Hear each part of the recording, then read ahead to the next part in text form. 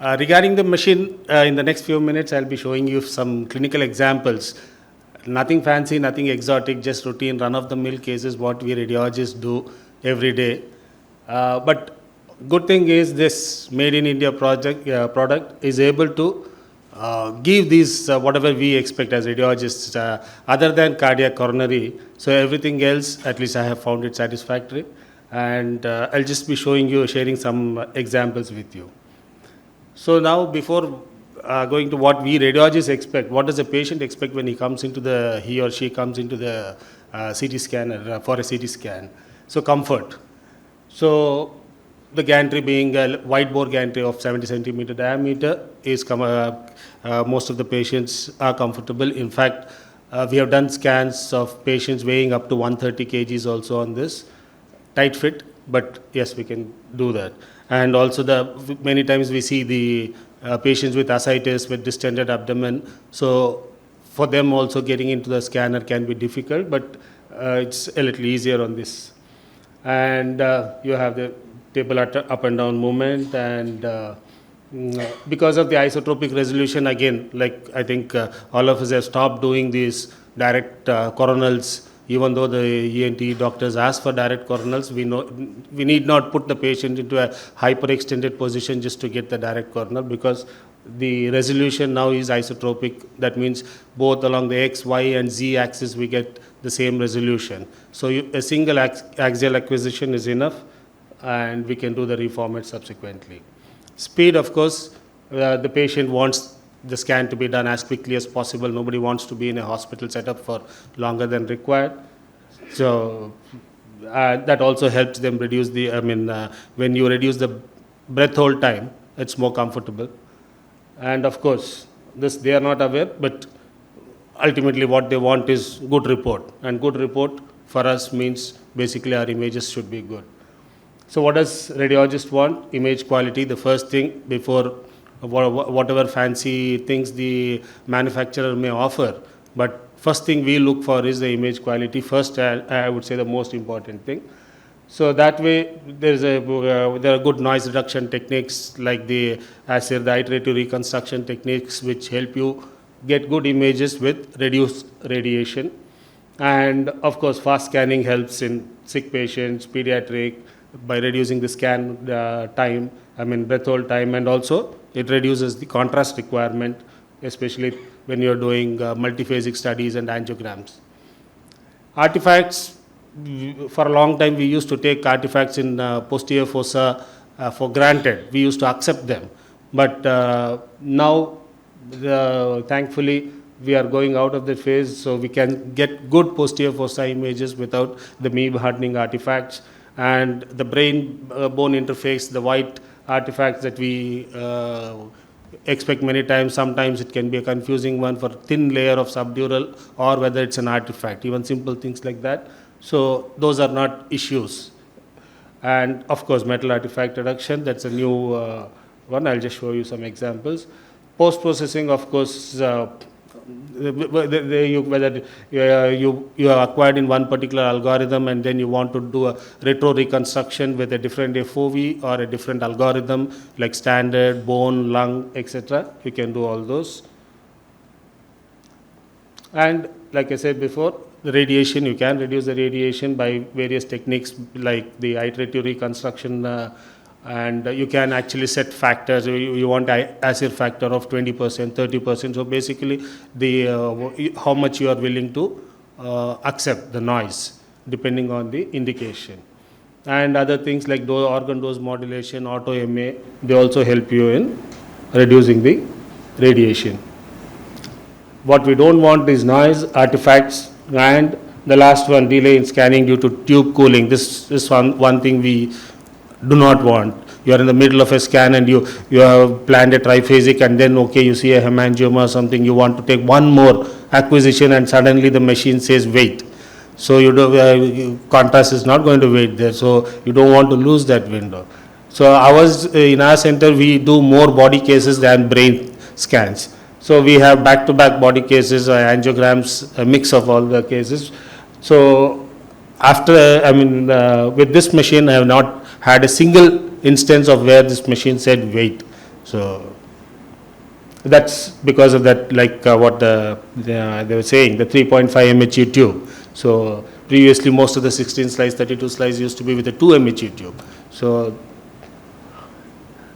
this is what I meant when I said the base image quality. So it doesn't matter what fancy things the machine offers, but if your base image quality, especially of the brain, any radiologist, when we go, the first thing we look at is the brain image quality. You make your assessment there, whether it is the posterior fossa or whether the gray white matter differentiation, the brain bone interface. So no complaints there. Same patient with head injury, even when patients are not very cooperative, you can still get away because you are able to do things fast. These are the routine reconstructions. You can do all these reconstructions. You don't need a workstation also for this, the routine 3D MIPS and the multiplanar reconstructions.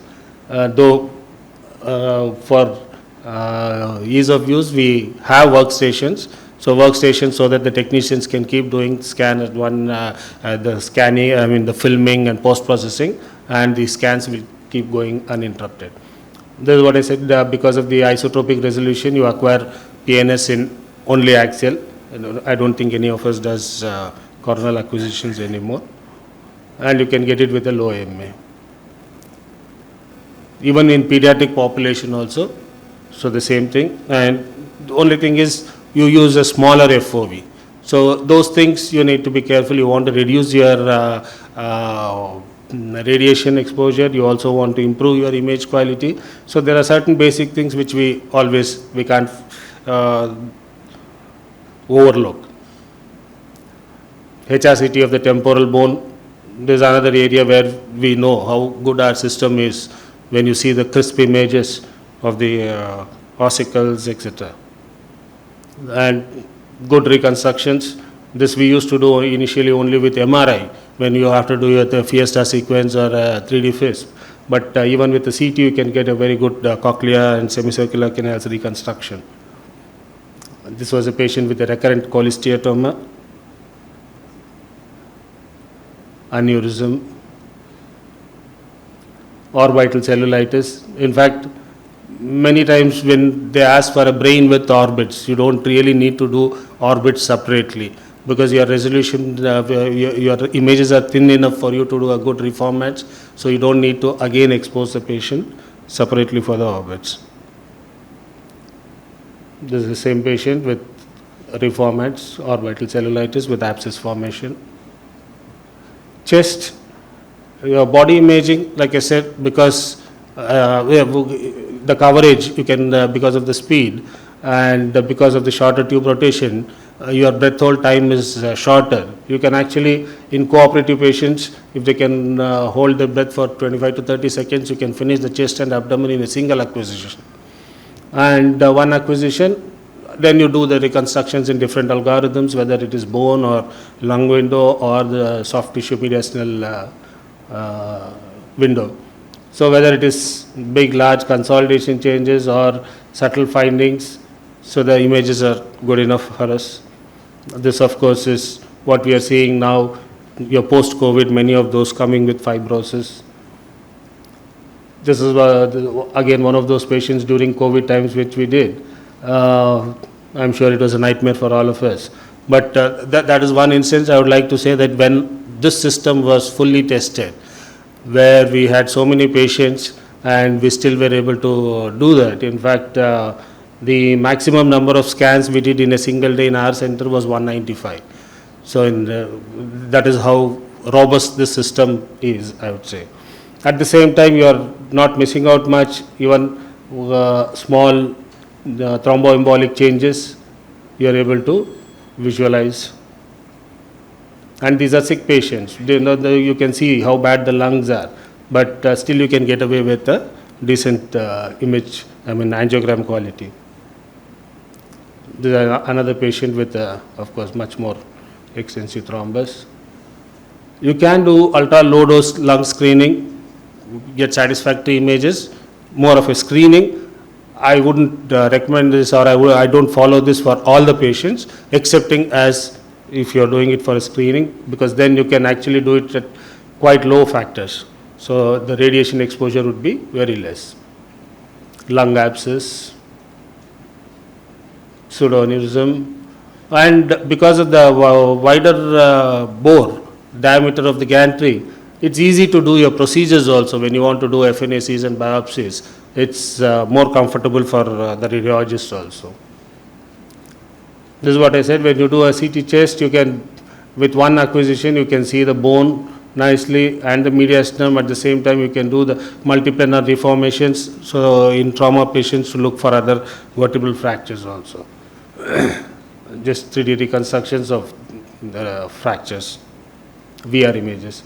Pediatric spine, odontoid fracture with dislocation.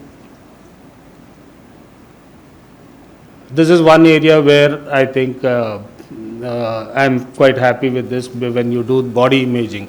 So multiphasic studies back to back, you do without any problem, no need for tube cooling, and gives you excellent images. And of course, you can do all the fancy reconstructions that you want. This was a post-nephrectomy patient, and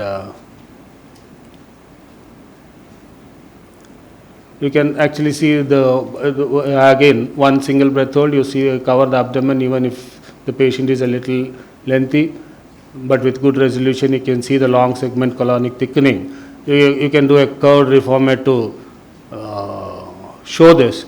I mean, we don't need this. We make our diagnosis on these axial images, radiologists, but clinician is happy to look at something like this. He says, yes, the whole colon long segment thickening is there. Multicentric hepatocellular carcinoma, whether it's a big lesions or whether subtle lesions, of course, I mean, we have to follow the protocol, late arterial phase and whatever. So when we do the triphasic, but with a proper protocol, the chances of you missing out small lesions also is very less. Of course, this is a large one, GIST.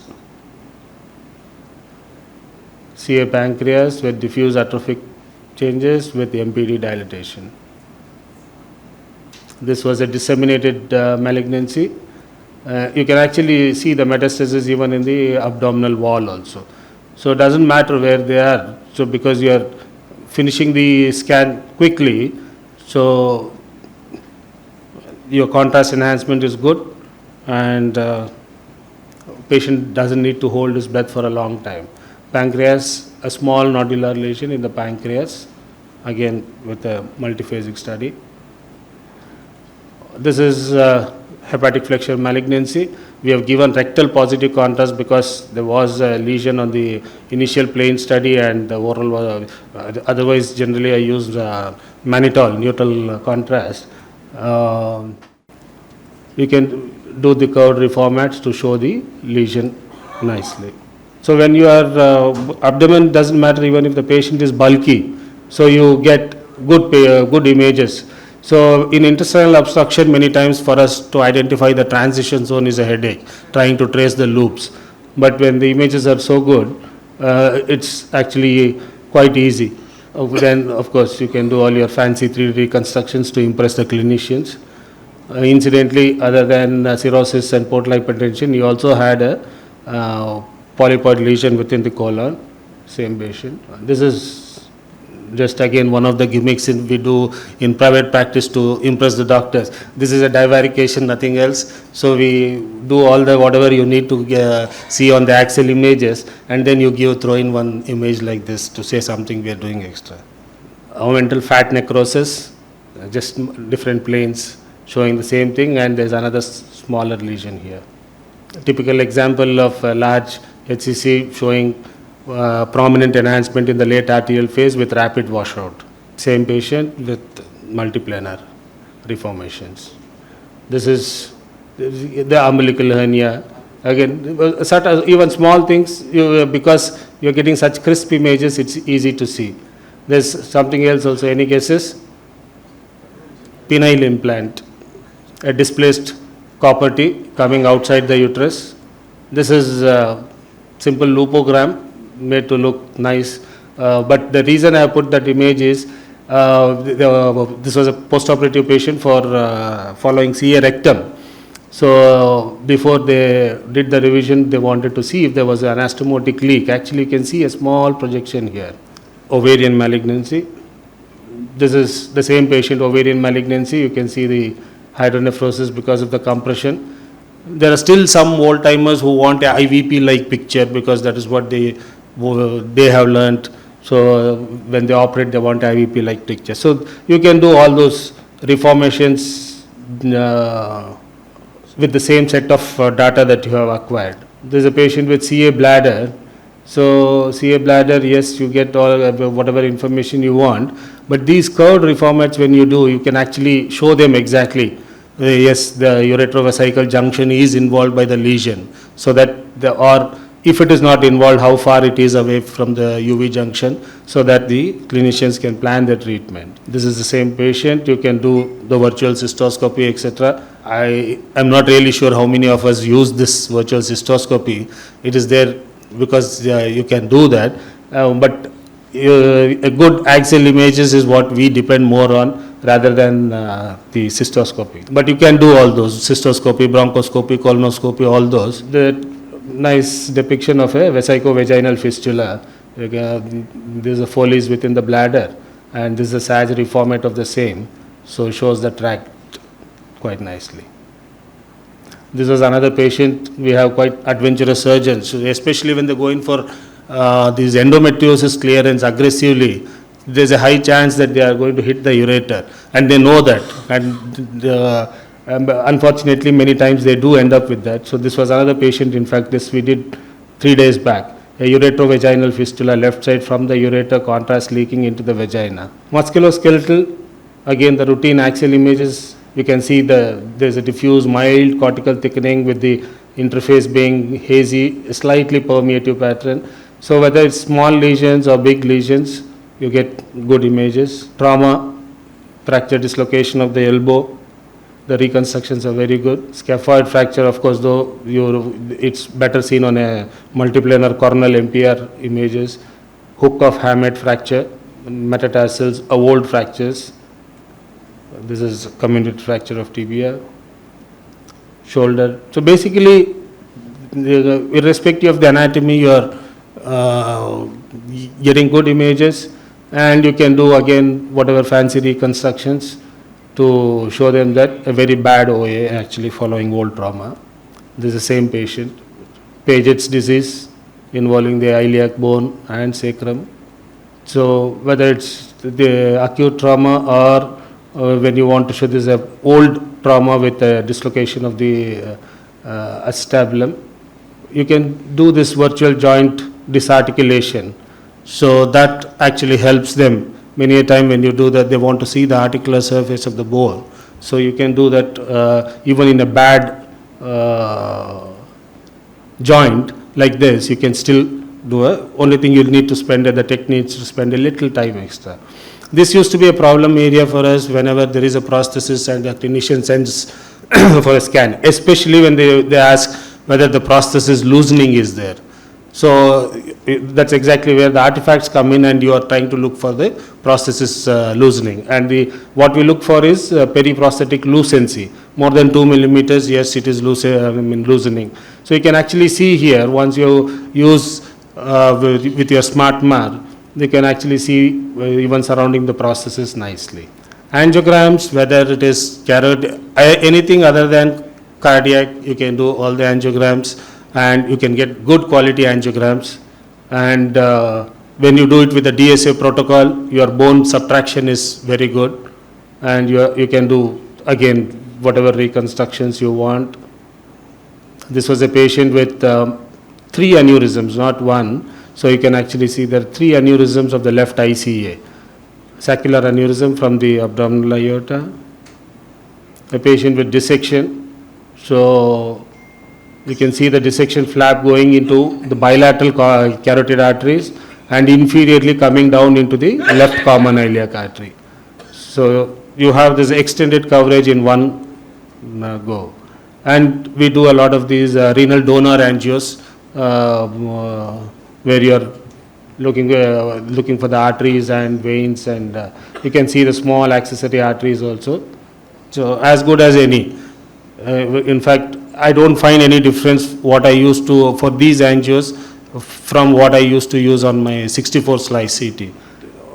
we have some good plastic surgeons there who do all sorts of flaps. So one of them wants the inferior epigastric artery. So you can actually see nicely. So there's no limitation for the angiograms that you can do here other than the cardiac. So whatever they want, this one is they want for the fibular graft, they want the peroneal artery length. So you can actually measure the peroneal artery length right till the ankle level or wherever it ends. This was a patient with SMA occlusion, total occlusion of the SMA, 16-year-old girl. This was another patient with arthritis. You can actually, the right kidney is quite small, and you can see intimal thickening in the aorta and even in the left common carotid and subclavian artery also. This is again with the same patient. The coverage, you can see that one kidney is very small. So angiograms, in fact I have done back-to-back 3 angiograms without having to worry about tube cooling in this. Of course, this one is with extensive calcification. Of course, in such patients, I prefer to do an MR angio, but for some reasons, sometimes like either they have a pacemaker or they are claustrophobic. So in those instances, because initially what I do is the protocol, the plain CT, I take a few images in the infrapopliteal level when the patient is old, 60 plus or 65, around that age. And I make a quick assessment of the calcifications. If it's heavily calcified, I just talk to the doctor, referring doctor, and I tell them that MR would be better in that particular patient. But even in those situations where you still end up doing, you can see that the SFA is occluded here, superficial femoral and popliteal artery. Another patient you can do again all this virtual angioscopy, etc. But there's upper limb angio. In fact, this patient we did 3 days back. So subclavian artery occlusion, followed by the rest of the vessels are fine. Just one short segment of occlusion. So even your upper limb and renal AV fistulas, so all those angios you can do without any problem. This is what everybody keeps talking about, metal artifact reduction. Definitely, I find a big difference. This is without MAR when you in the lumbar region with the internal fixator, and when you apply MAR, this is the extent to which these artifacts disappear. So the same thing in a cervical spine. With MAR, without MAR, you can see the artifacts which are obscuring the surrounding tissues. Here it becomes much more clearer. Same patient, plus of course you can do again all your fancy things to impress. So to summarize, basically the image quality is good, the base image quality, no worries about tube cooling, so no delays in doing the scan. Patient is also comfortable because of the wider bore and the quick in and out times and reduced breath hold, of course. And as radiologists, we are happy whenever we can get good images with as low radiation as possible. Thank you.